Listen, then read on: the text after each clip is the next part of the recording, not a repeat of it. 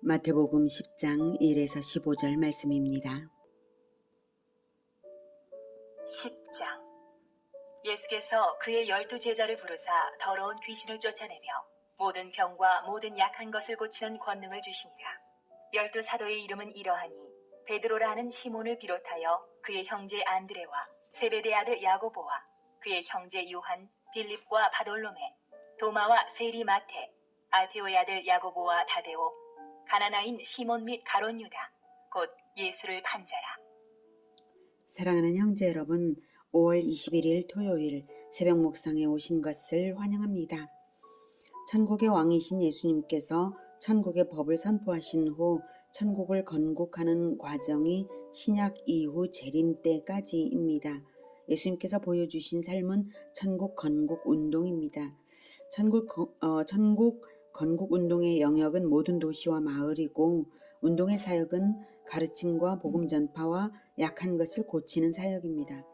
운동의 마음은 목자 없는 양들을 불쌍히 여기는 마음이며, 천국 건국 운동가는 추수 때인 것을 보면서 운동가들을 불러 세워야 하는데 반드시 그 일을 위해 기도해야 합니다. 이렇게 전장에서 가르치셨기 때문에 본장에서 추수꾼인 12제자를 사도로 임명하시고 또 전도자로 파송하시기 전에 교훈하신 말씀이 바로 10장 전체입니다. 1절. 예수께서 그의 12제자를 부르사 더러운 귀신을 쫓아내며 모든 병과 모든 약한 것을 고치는 권능을 주시니라. 9장의 마지막 단락에서 영적인 추수를 위한 일꾼의 필요성을 말씀하셨기에 이제 그 대표 추수꾼인 12제자를 세우신 것입니다. 제자들에게도 권능을 주셨다는 것이 주목할 만한 일이죠. 예수님의 제자는 예수님께서 예수님의 일을 위임하심으로 권능도 부여하시는 것입니다. 예수 제자는 이것을 믿음으로 받아야 합니다. 그런데 우리가 알아둘 것이 있습니다. 본장의 제자 임명과 권능 부여와 파송의 과정들은 본래는 많은 가르침과 훈련이 있는 것이고, 본장의 표현은 매우 단순화된 것이라는 사실이죠. 우리 한국의 현대문화를 바탕으로 복음서를 읽지만 마태가 기록한 것은 이스라엘 사람들을 대상으로 기록한 것이기 때문에 이스라엘 사람들이 누구나 알고 있는 것들은 생략이 되어 있어요. 모세오경을 유대인들은 다 암송하죠. 유대인들은 이미 구약시대부터 율법이 영혼에 새겨지고 말씀 묵상 훈련이 된 사람들입니다. 배경 지식이 충분하고 적용 능력도 되어서 우리의 귀에는 어려운 예수님의 말씀을 그들은 잘 알아들은 것입니다. 그래서 그런 것들이 이미 생략이 되어 있다는 사실이죠. 우리 한국 현대 그리스도인이 자기를 예수 제자로 세팅하고자 할 때 유대인 모세오경 암송 단계를 먼저 거쳐야 하는 것이 진실이죠. 그들과 동일하게 암송이어야만 한다기보다는 그만한 성경 공부와 훈련이 되어야 한다는 것입니다.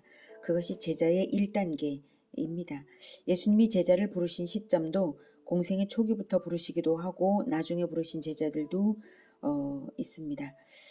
부르사, 이 부르심은 임명식입니다. 임명식이라 할 수 있는 오늘 이 장면은 공생의 1년쯤 제자들을 한 명씩 개인적으로 부른 이후에 이제 임명식으로서 부르사, 그래서 공생의 1년쯤 지난 시점에 부르사, 먼저 부름받은 제자들은 1년 정도는 훈련이 거친 후예요. 사실 우리가 스스로를 예수 제자라고 부르지만 정체성을 가지기 위해 그렇게 말한 것이고요. 제대로 예수 제자의 자질을 갖춘다는 것은 출발 이후에 계속해서 함양해야 할 필수 과정인 것이고, 그래야 비로소 예수 제자가 되는 것이죠. 그래서 구약 성경을 잘 읽어야 합니다. 구약 성경은 원리를 주고 신약 성경은 적용과 실현을 줍니다. 원리 없이 적용이 없고 예언 없이 실현이 없습니다. 옛 언약이 있기에 새 언약으로 계승된 것입니다. 구약을 모르고 신약을 알 수는 없습니다. 예수님의 제자들은 이미 구약을 잘 알고 있고 공부와 훈련이 된 사람들이라고 생각할 수 있습니다. 한국 교회가 오해하고 있는 것이 12제자는 주목할 만한 지식과 경력의 소유자가 없고 직업도 어부여서 지적인 측면이 없다고 오해한다는 점입니다. 하지만 요한과 안드레의 경우도 어부였지만 세례 요한의 제자로서 제자 훈련을 이미 받은 사람들이죠. 안드레는 자기와 동일하게 지적으로 영적으로 소통되고 있던 형 베드로에게 예수님을 메시아라고 소개를 했어요. 이미 지적으로 영적으로 소통을 충분히 하고 그만큼 갖추어진 사람들이라서 그런 것이죠. 공생의 초기에 부르심을 받은 빌립과 나다나엘의 경우 역시 구약의 지식에 능통한 자들인 것을 요한복음을 보면 알 수 있습니다. 나다나엘은 바돌로메입니다.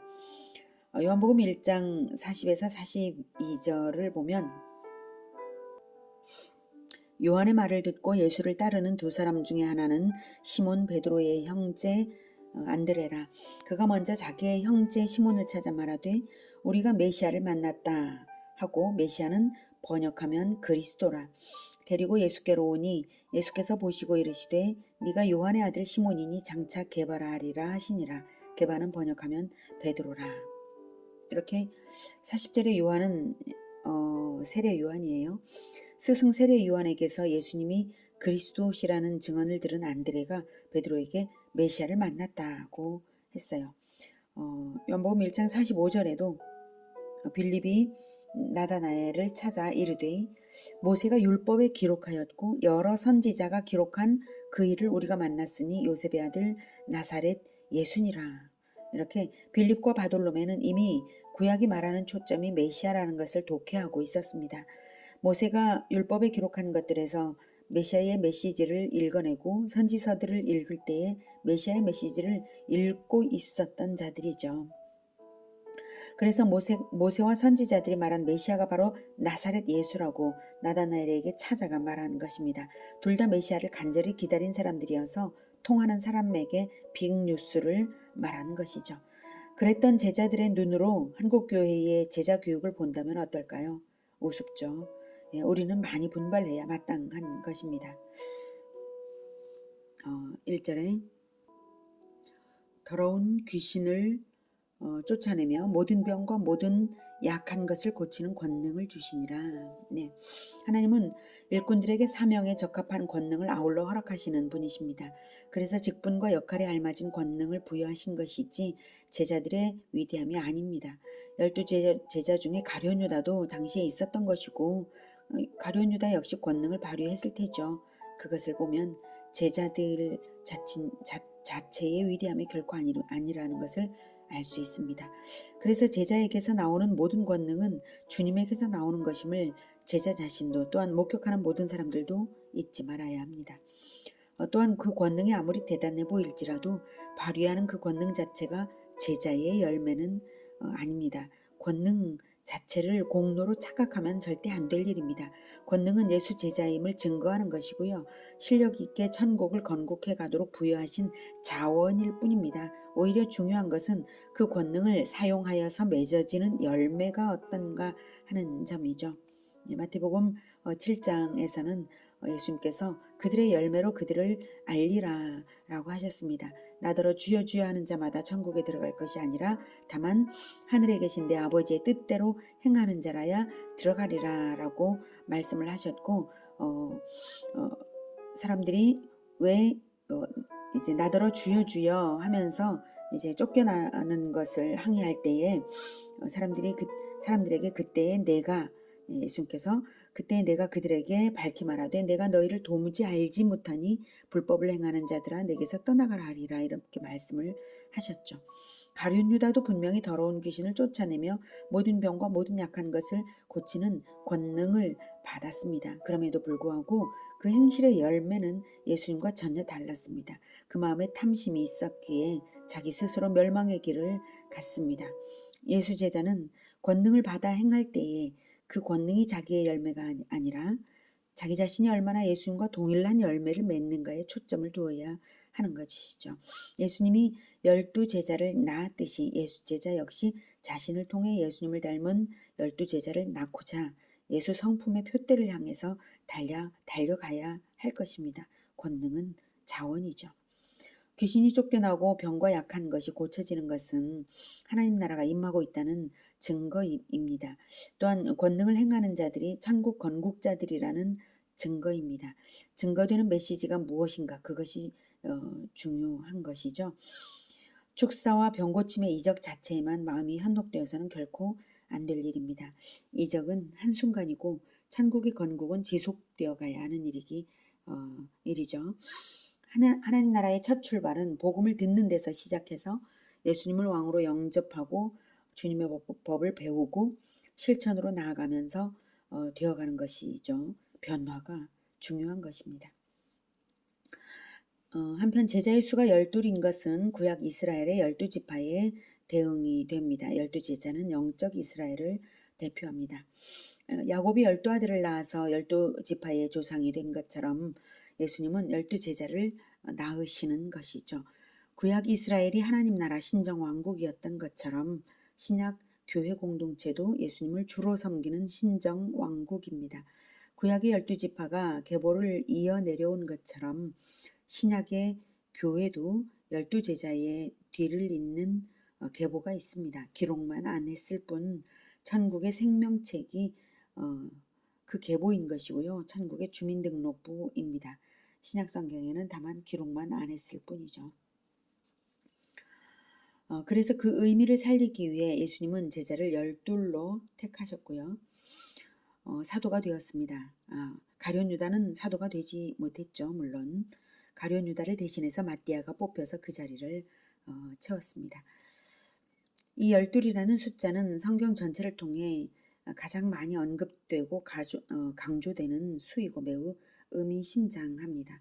12제자는 12사도가 되었습니다. 사도란 보냄을 받은 자라는 뜻인데요. 성경에서 이 말은 보통 예수 그리스도의 전권을 위임받아 복음 전파와 제자화를 위해 파송된 자들을 가리킵니다.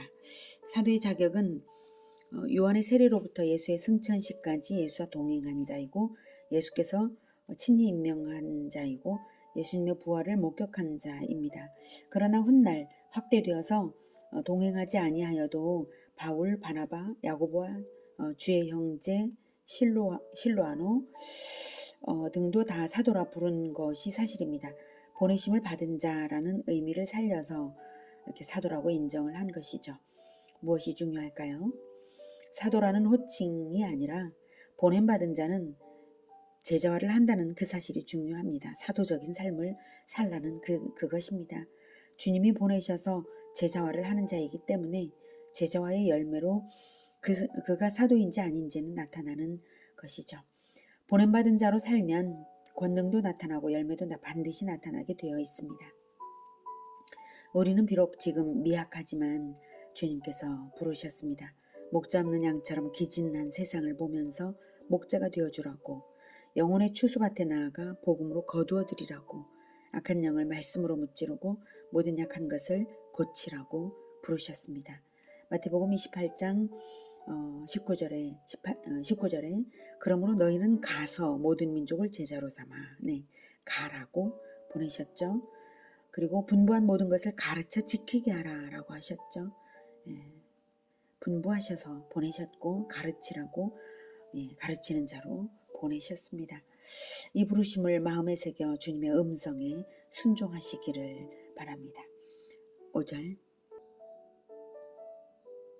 예수께서 이 12를 내보내시며 명하여 이르시되 이방인의 길로도 가지 말고 사마리아인의 고을에도 들어가지 말고 오히려 이스라엘 집에 잃어버린 양에게로 가라.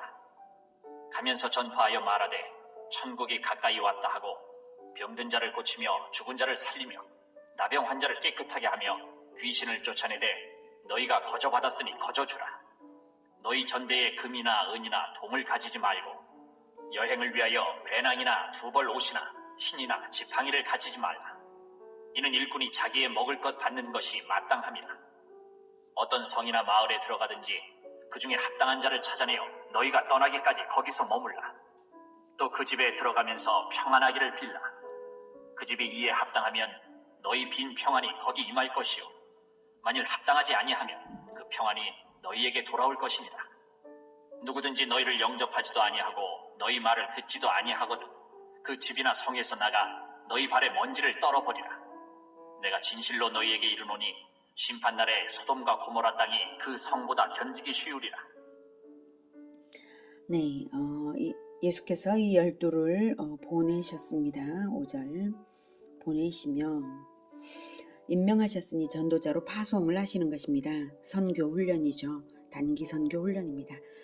제자들이 전하는 복음을 받지 않는 성은 심판날에 소돔보다 심하다고 마지막 부분에서 15절에서 말씀을 하셨습니다. 심판날에 소돔과 고모라 땅이 그 성보다 견디기 쉬우리라. 믿지 않는 세상은 이미 심판이 확정되었습니다. 다만 최후의 심판이 유보되었을 뿐입니다. 그것은 모든 사람이 구원받기를 원하시는 하나님의 자비하심으로 인해서 장차 믿을 자들에 대해 오래 참으시는 것이므로 믿지 않는 자들에 대한 심판이 유보되어 있는 것이지 심판이 취소된 것이 아닙니다. 소돔과 고모라에 내려진 심판보다 더한 심판이 있습니다. 이 마태복음 10장 전체의 구조를 보면 먼저 1에서 4절까지는 특별한 임무와 권능을 부여받은 사도의 명단이 쭉 나왔고요. 5절부터 39절까지는 전도 파송 훈련에 앞서서 교훈하신 것들입니다. 그중 방금 읽은 15절까지는 전도 방법 교육입니다. 5절 이방인의 길로도 가지 말고 사마리아인의 고을에도 들어가지 말고 네, 민족적 편견 때문에 그런 말씀하신 것이 아니라 영원한 명령도 아니라 한시적으로 유대인에게 우선적으로 복음을 전하게 하려는 것입니다. 왜냐하면 하나님의 구원 계획에 있어 구원받는 일은 먼저 유대인들 중 남은 자에게서 시작되어서 이방 세계까지 확장되도록 하는 것입니다. 이사야 49장 6절에는 이렇게 말씀하셨습니다. 그가 이르시되 네가 나의 종이 되어 야곱의 지파들을 일으키며 이스라엘 중에 보전된 자를 돌아오게 할 것은 매우 쉬운 일이라. 내가 또 너를 이방의 빛으로 삼아 나의 구원을 베풀어서 땅끝까지 이르게 하리라. 라고 먼저는 이스라엘 중에 보전된 자를 돌아오게 하고 그 다음 나중에 이방의 빛으로 땅끝까지 이르게 하겠다 이렇게 하셨죠. 이렇게 이스라엘을 먼저 구원하신 것은 왜냐하면 유대인은 하나님의 언약 백성이요 하나님의 계시를 맡았기 때문에 먼저 그들이 일꾼이 되어야 하는 것입니다. 예수님은 이스라엘의 조상들과 하나님의 언약에 따라 다윗의 자손으로 오셨기에 최우선적으로 유대의 남은 자들을 구원하는 데에 심혈을 기울이셔야 했습니다. 그래서 사마리아인의 길로도 가지 말고 이렇게 하신 거고 제한된 시간 안에 최우선적으로 사명을 감당하기에는 전략이 필요했던 것입니다. 이로 볼 때 예수님은 유대의 모든 지역에 복음을 전하실 구체적인 목표로 전도를 실천하셨음을 알 수가 있습니다. 6절 오히려 이스라엘 집에 잃어버린 양에게로 가라. 이스라엘 사람들이 이뤄져 있다는 것이죠. 하나님의 택한 백성이면서도 진리를 떠나 메시아를 영접지 않고 목 잡는 양과 같이 방황했기 때문에 이렇게 표현하신 것이고 또 이미 목자로 부르심을 받은 제사장들이라든지 가르치는 자들이 있었음에도 그들이 자기 일을 방임하고 있기 때문에 잃어버린 양들이 있는 것입니다. 7절 가면서 전파하여 말하되 천국이 가까이 왔다. 네. 전도의 메시지는 천국이 가까이 왔다입니다. 전파를 하라고 누구나 들을 수 있게 대중적인 선언을 하라고 했고요. 예수님을 믿고 구원받으라. 이게 천국이 가까이 왔다입니다. 예수님이 천국의 왕이시니까요. 이스라엘은 신정왕국이고 유대인들은 왕이신 그리스도를 기다리고 있기 때문에 기다리는 자들은 알아들을 선언입니다. 8절 병든 자를 고치며 죽은 자를 살리며 나병 환자를 깨끗하게 하며 귀신을 쫓아내되 네, 신체적 치유와 영적으로 죽은 자를 살리는 근본적인 치유와 또 나병 환자를 깨끗하게 하며 귀신을 쫓아내는 총체적인 치유를 하라고 명하십니다. 제자들은 바로 치유하는 자입니다. 이 명령대로 전도 훈련을 나간 제자들에게는 귀신이 쫓겨나는 일들이 있었습니다. 누가복음 10장 17에서 20절을 보면 70인이 기뻐하며 돌아와 여기서는 70인이네요. 1차적으로는 12명을 제자 훈련을 그렇게 했고 그 다음에는 70인을 보내었던 것이죠. 기뻐하며 돌아와 이르되 주여 주의 이름이면 귀신들도 우리에게 항복하더이다. 12제자를 보냈을 때도 그랬겠죠. 물론.